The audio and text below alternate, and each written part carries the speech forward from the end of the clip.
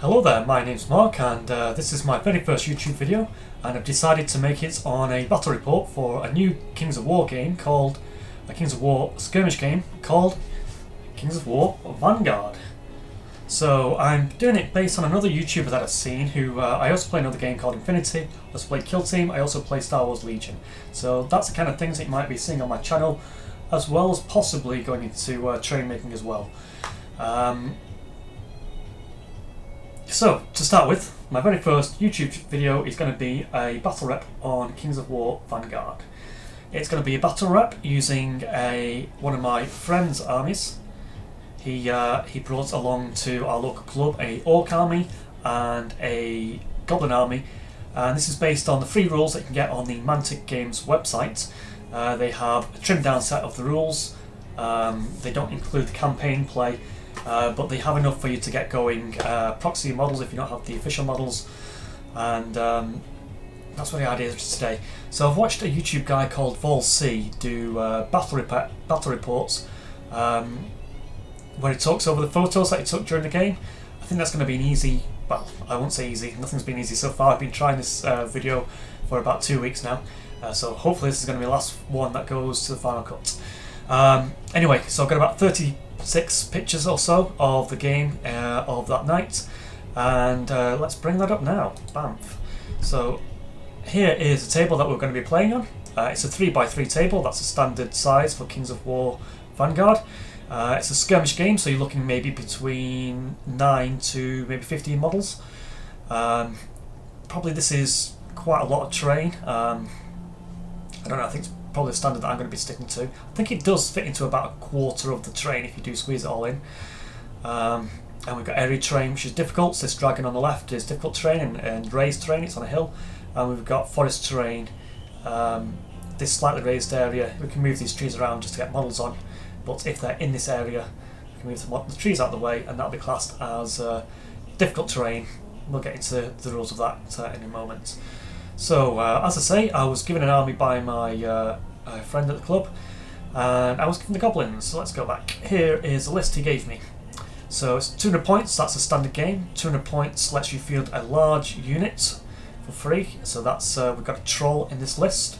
That's a lot of the points taken up there. I think you can only take one large unit for every 150 points. So if you ever go to 300 points games, you can end up with 2 large units. But the main body of the game is based around the other units, so they are the grunts, the warriors, the spellcasters, the commanders, and the support units. Now, to be able to field a commander, spellcaster, and a support unit, then you need to at least have fielded 3 grunts or 3 warriors. That's 3 grunts and 3 warriors in a combination. So 3 grunts will allow you to submit to field a commander, a support unit, and a spellcaster.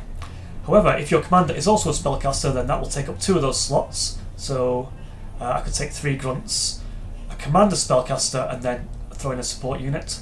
If I needed to then throw in another spellcaster or support unit, I'd need to get another 3 combination of warriors or grunts, and that's how that works.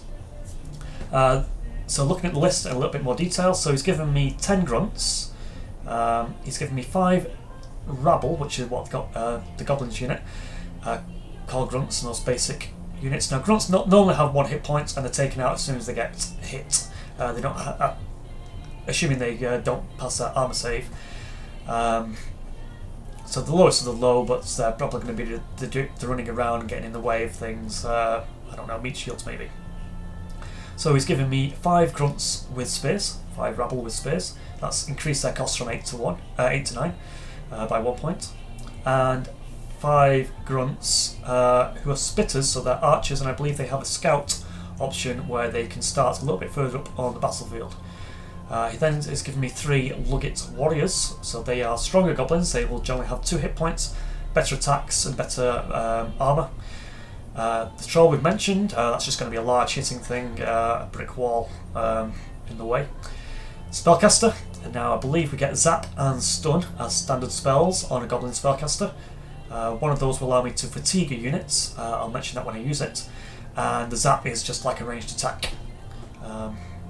I believe I can then spend power dice to increase some of these spells for better effects. and he's given me a Commander Goblin, which is like a warrior but even more hit points.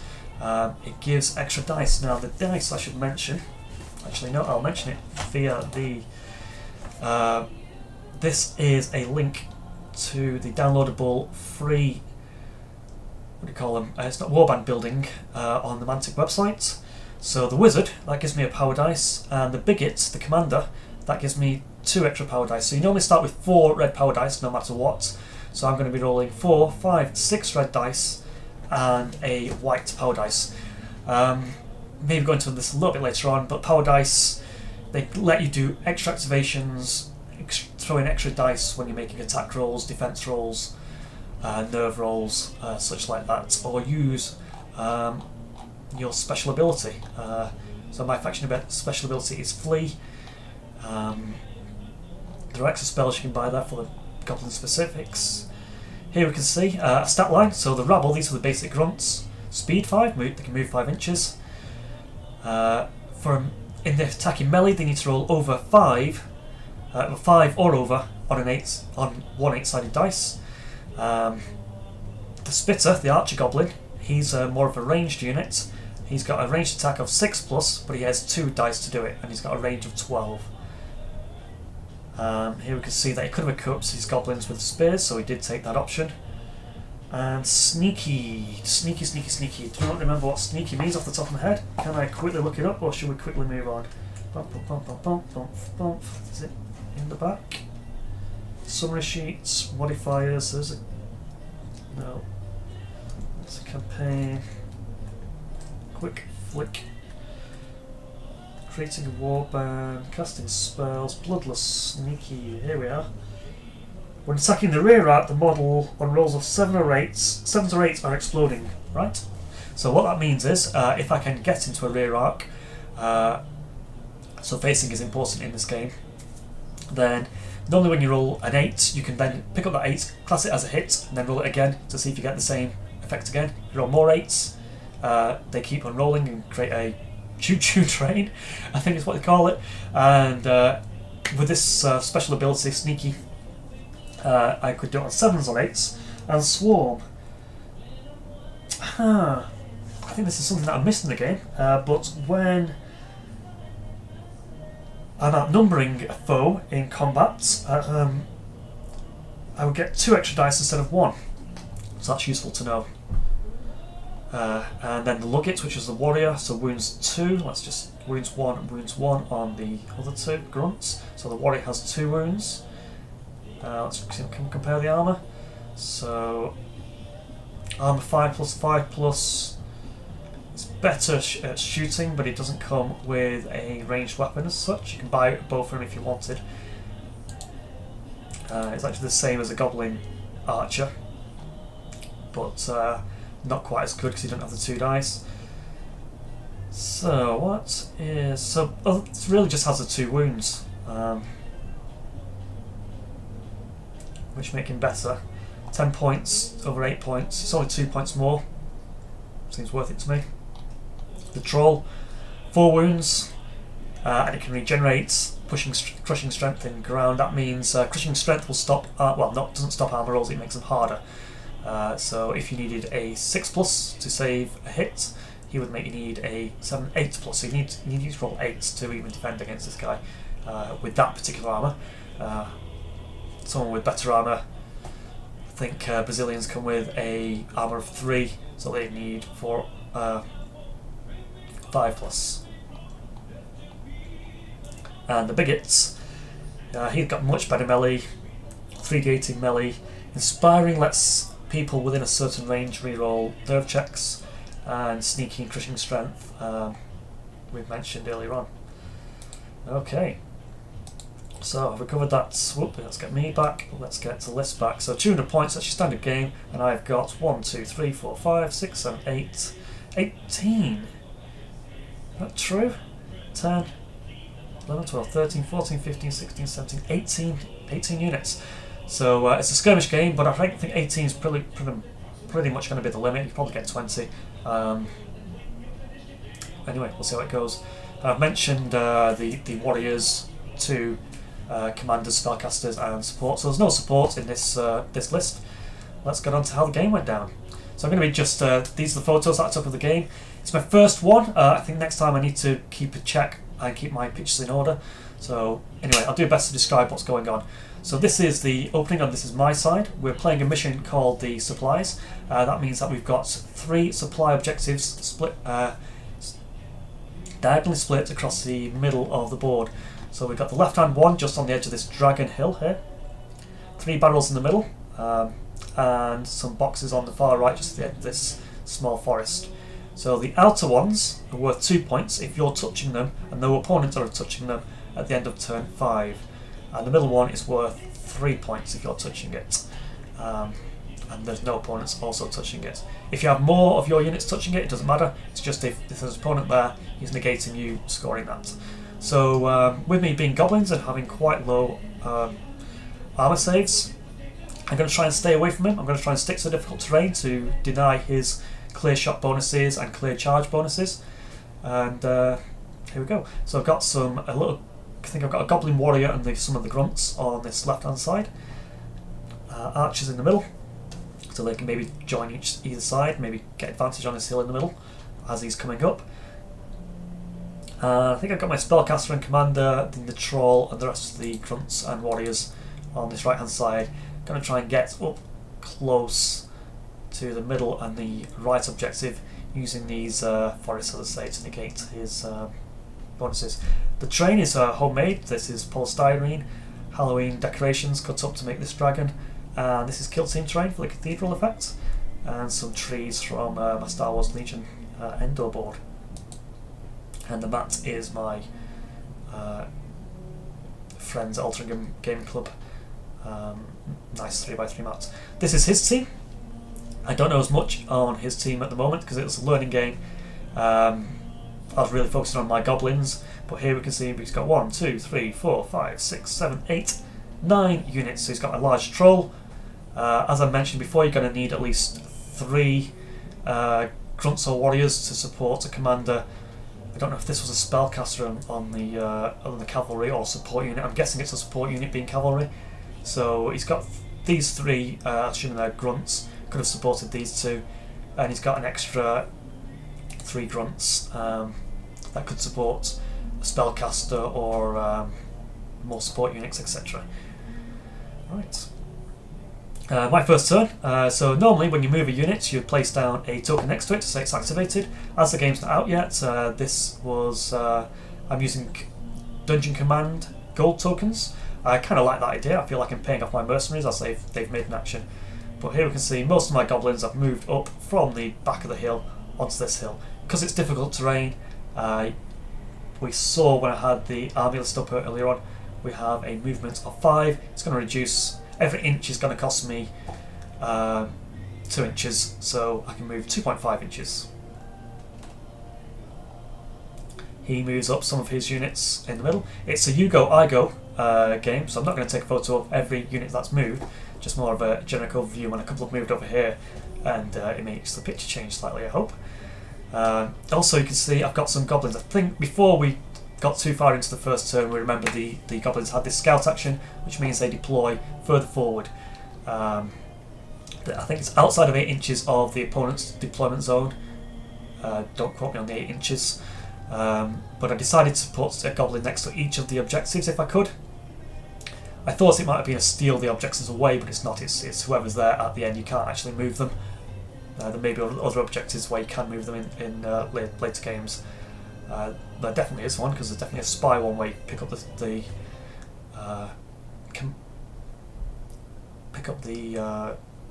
objective from the dead spy and you try and keep it from the other enemy. So I set my archers up forward. I don't know if it was a risky move, if he could have charged me on the first turn or not, because I am so fragile. But it really ended up having quite a few good shots, because I had rolled a lot of power dice. And power dice, when you attack, you can throw in a power dice to increase your attack roll. So we saw that the archers had 2d8, and I had to roll over 6. So I could then add a power dice to that to make it 3d6. And if they were out in the open, I could add another dice and make it 4d6. So here's my archer on the right hand flank. Here's my first shot. So I do exactly what I just said. I add a power dice to my attack on this orc here. Looking at the photo, I think you may be kind and give him cover because I can't see the edge. But I think in the game we decided that he was out in the open. Now also on this, because I'm on the hill, it reduces my attack from 6+ to 5+, and it makes me roll 4 dice. 2 for just my normal ranged attack, 1 for the power dice, 1 for being caught out in the open.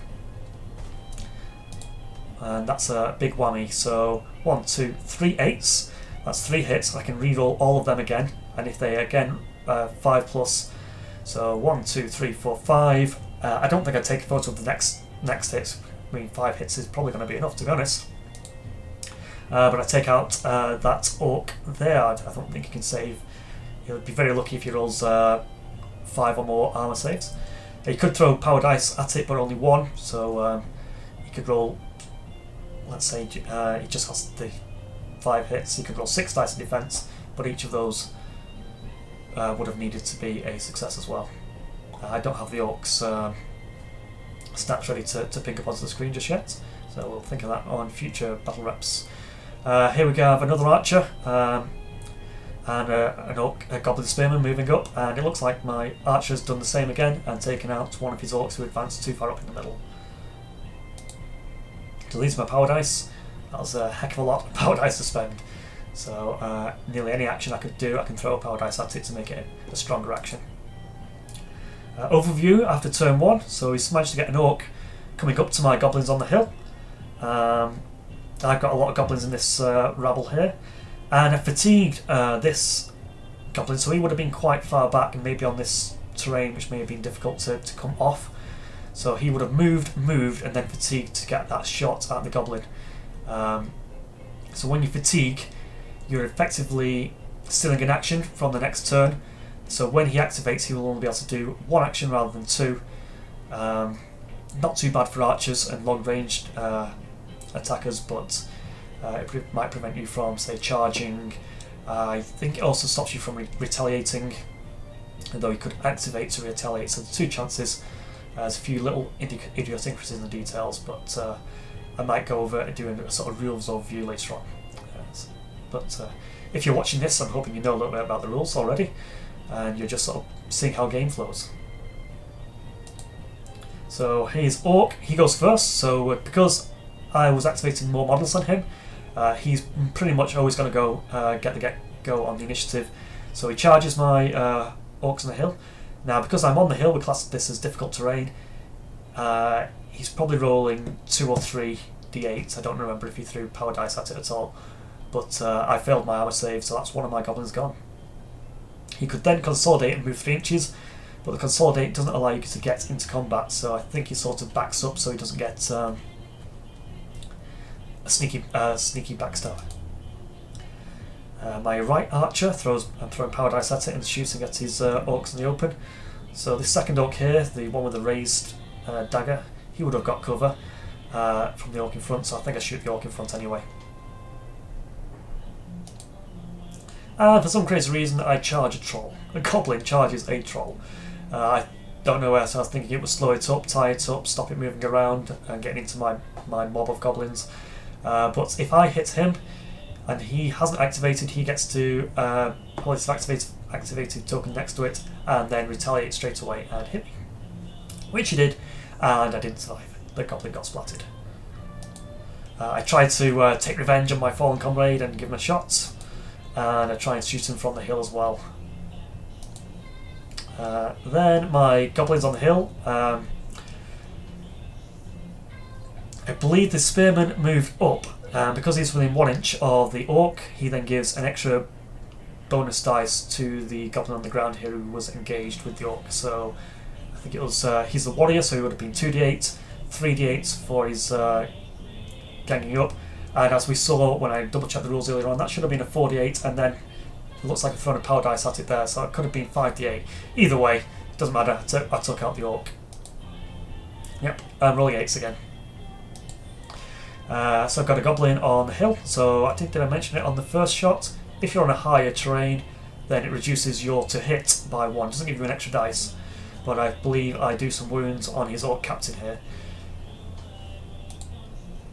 Yeah, I can see some wounds on the orc captain in this next picture, and then the rest of my goblins, I think mostly double move or move and shoot to no avail, but they're moving up over this difficult terrain. They're 2 inches, trying to find 3 spots on it to get close to these objectives and try and outnumber these orcs coming in. The middle ground, I realise that this blue-caped goblin here is my commander. I realise how close he is to the cavalry and the troll whose leg you can just see sticking in here. He makes this hasty retreat and moves back into the forest, whereas a goblin warrior charges an orc, and again he retaliates and blats him down, and have some goblin spearmen from the forest who move into cover here. I think they were going to try and bolster the warrior, but since the warrior didn't survive, they're being a bit cowardly because they don't want to get into range of that troll. So I think I measured it. You can pre-measure in this game. That troll's going to have to spend another turn getting into position before it can hit any of my guys. And then I realised from my demo games at a store event in an earlier week, I remembered spells were quite good against large units. Here's my spellcaster, he's coming in, ready to get into range to stun and lower the amount of activations that troll can do. So here we are, this is turn 3. I don't know if it's the end of turn 3 or not. But we've got goblins in this difficult terrain, goblins in this forest. My trolls moved up. I think there was a fight going on over here which I don't document, but my troll and the goblin archer, I think, duke it out, and he's I make armor saves on that goblin, and the troll comes in and then finishes off the orc. They go and claim this right hand objective eventually. But most of the actions feature around this Dragon Hill terrain, where his leaders and more orcs are coming in. So he charges his orcs and killed one of my archers. And I think he consolidates back onto the terrain objectives. So I think that these tokens are mine, so I had a wounded one taken off there. I'm trying the same again, get my warrior and my spear within 1 inch so I can get the bonus when attacking him. But his leader's coming on. I don't think he's got a 5-inch charge because we've realised I can flee and fall back off this terrain. So he charges me to get me off anyway. In the middle ground, my 2 goblin spearmen decide to try and leg it across the board. I want to try and draw that troll further away from my goblins and away from my leader, back onto his side of the map. So I don't want to engage him. They just did a double move. But his troll charges in. I spend a power dice to flee, but I accidentally bump into one of my colleagues, so he can't go any further. So he's caught in the combat anyway, and I think he gets blatted. Here's his leader. This goblin successfully fled. He's fatigued for it, but he has managed to get away and survive. He sends another orc after the remaining goblin here. I think he fatigues. I think he does take it down and then tries to move back round to take out my other goblin, and then eventually try to get onto the middle objective, which is worth more. The power dice are out of order here, so I do apologise about that. This is turn 5, so we're going to be scoring at the end of this round. So let's try and make sense of what's going on. So I've got a goblin, so I've lost a goblin in the middle there, so I've only got one who's probably a bit too far away to disengage and run round. But he's at least tying up this orc from, because they're engaged. I don't think he can disengage and get onto this objective without me possibly doing the same, so he's going to have to take him out. This is the interesting fight, the Dragon Hill. He's got his leader and an orc on the objective. However, it's difficult to see, but I've got 1, 2, 3 goblins there. So I'm outnumbering him, so hopefully I can at least nullify him from getting points. And I'm definitely getting points on this far right hand objective. So it's just whether I can nullify this left hand one and maybe somehow nullify or claim this middle one. So my goblin spellcaster has been sneaking around these ruins, and he comes into range and he fatigues the troll. So with a sun spell, it doesn't cause wounds, but it stops you having 2 actions. That's great because he now can't charge me and hit. A charge normally lets you do a double move, so say 10 to 12 inches, and then still attack. and Troll's attacks are definitely devastating. Any large unit seems to be very, very strong in this game. I also figure out, so this one, he's killed my goblin and tried to move back to the objective. However, before he moves his troll, my troll is actually within a foot because they can move 6 inches normally. So double that for a charge would be 12 inches, and I can slam into him. And I have crushing damage and pound, so he's fatigued already, which means he can't retaliate.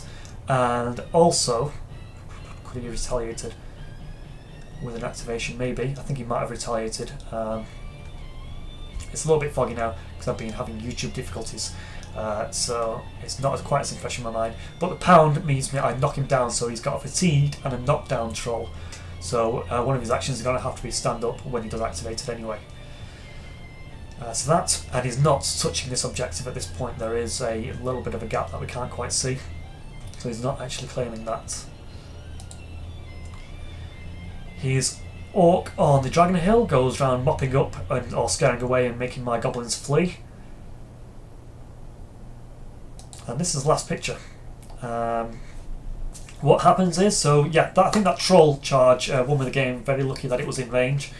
My goblin commander was right at the edge of that hill, so he was in double move range to get to that centre objective. So that actually ends with me owning all 3 objectives. I've got an archer on the far right, my leader on the middle within sort of cheeky face of the trolls, and this little cheeky goblin peeking out here, nullifying the objective.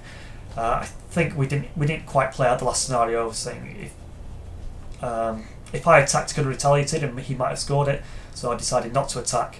And I think if he attacked me, I could have fled and then just moved back into contact with the objective. And even if he chased down one goblin, he would have got the other. So that is my first game of Kings of War Vanguard. This is the rulebook, and it's coming to retail now, and people who kickstarted it should have their boxes arriving between now and the end of November. And I'm going to upload this to YouTube. As I say, it's my very first YouTube video. What do you think? Do you like the format? Would you prefer it to be one of those shaky cam videos? Do I just need to tidy up and have maybe a bit more order? Do I need more dice rolls shown in there? Were the rules clear enough, or should I just focus on what happened? I want to try and keep it to less than 30 minutes if I can, if at all possible. Anyway, it was an enjoyable game. We learned a bit. One thing to mention. Orcs are different to most of the races. Their grunts actually have 2 hit points. When we spoke with another table that was also playing Vanguard at our local club, he knew about the orcs, or read up about the orcs a bit in a bit more detail, and he noticed that the grunts have 2 wounds. So it was an oversight because the rules sort of do go down the route of saying most grunts are 1 hit point. So when I was pinging him in those early rounds, his orcs, he might have had more orcs up close. So that's a shame. We didn't get all the rules right, but it's a brand new game and we're learning it. So hopefully me mentioning that on this battle rep video will make you not make the same mistake. And also the tip about using spells like stun on the troll will help you out. And the difficult terrain type rules I thought I'd try to cover here. Anyway, I'll sign off from that, so goodbye, peace. I'm going to try and hit the stop recording button, which is hidden behind all these buttons. Good night.